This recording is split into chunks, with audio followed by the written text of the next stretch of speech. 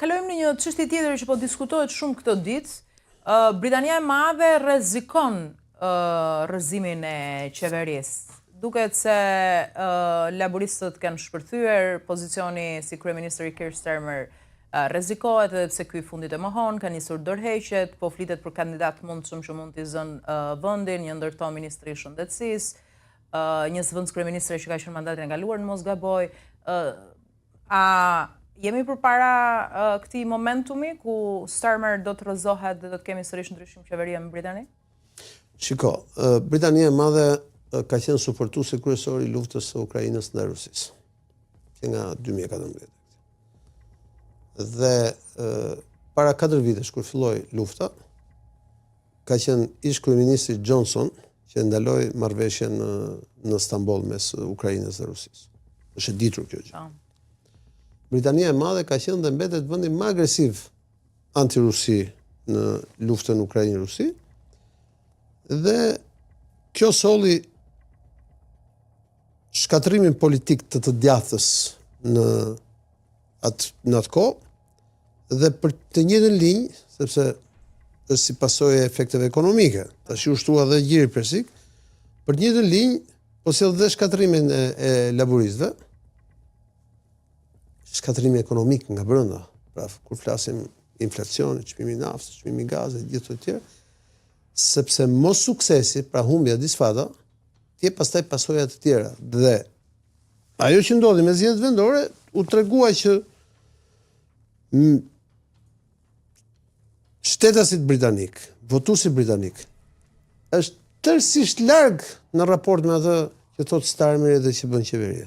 Pra, qeveria ka rënë se kanë humbur zgjedhjet. Dhe nuk ka rëndësi nëse do rri Starmeri, nëse ka votat në parlament dhe do rri edhe pak muaj më tepër apo jo. Po një gjë është e qartë që nëse vazhdon kështu Nigel Farage pas 2 vjetësh. Po, se është rritur goxha në do fitojë zgjedhjet dhe do jetë i vetëm. Por kjo nuk është si rrjedhoi e faktit që po rrezon Rusia. Kjo është si rrjedhoi e faktit që këta nga vendimarrje në vendimarrje, po shkojnë gjithmonë më keq. E aq më tepër që ai elektorat që sot voton Starmerin atje është tërësisht euroskeptik dhe nuk e shef me sy të mirë rikthimin e Britanisë në këto marrëdhënie me BE-n. Ka dalë një herë për gjithmonë nga BE. Në fakt, kriza e Britanisë është dhe kriza e BE-s. Dhe unë e shoh politikisht mbaruar Starmerin, pavarësisht se ai qëndron apo nuk qëndron në kabinet, kjo punë nuk ka shumë rëndësi, por politikisht mbaruar sepse rezultati i zgjedhjeve ishte katastrofal.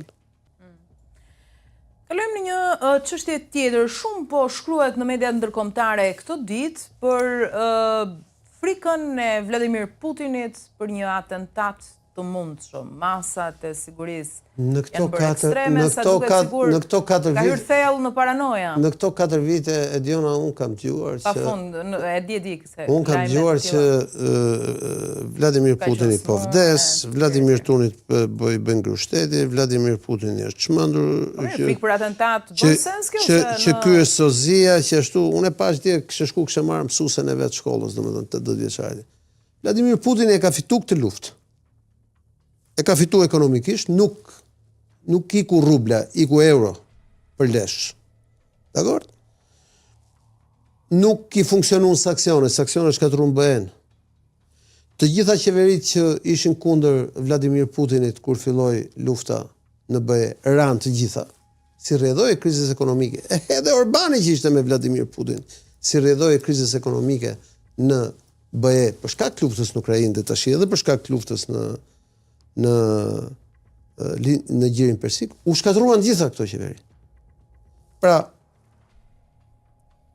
që media dhe propaganda perëndimore vazhdon dhe i bien fyllit vetëm në një pikë. Nuk e dobëson Putinin, e forcon, bën të kundërtën. Unë jam i bindur që mënyra më e mirë për ta dobësuar Putinin është duke hyrë një marrëveshje me Putin. Duke ulur çmimet e naftës dhe gazit, se një marrëveshje do ul çmimet. Ta vazhdojnë njëjtën mesele. Unë nuk kam mbaruar ekonomik. Më vjen keq, e kuptoj ekonominë shumë mirë se këta. Ditën e parë kam thënë që nuk do funksionojnë sanksionet, do shkatërrojnë BE. Po se nuk do në shkencë të madhe, Diona, sepse BE-ja nuk ka burim energjetike. Duhet të kesh burim energjetike. Dritërat janë në Rusi, burimet energjetike janë në Rusi dhe janë në gjirin Persik. SBA-ja po, ka naftë dhe gaz dhe mund të shesit vetë. Po Evropa s'ka. Kështu që ky insistim, e përsëris dhe njëherë me që përmendëm Starmerin, i europianëve për të mos e kuptuar gabimin dhe gabimet e bëra ndër vite, në fakt nuk ka dobësuar Putinin, po ka dobësuar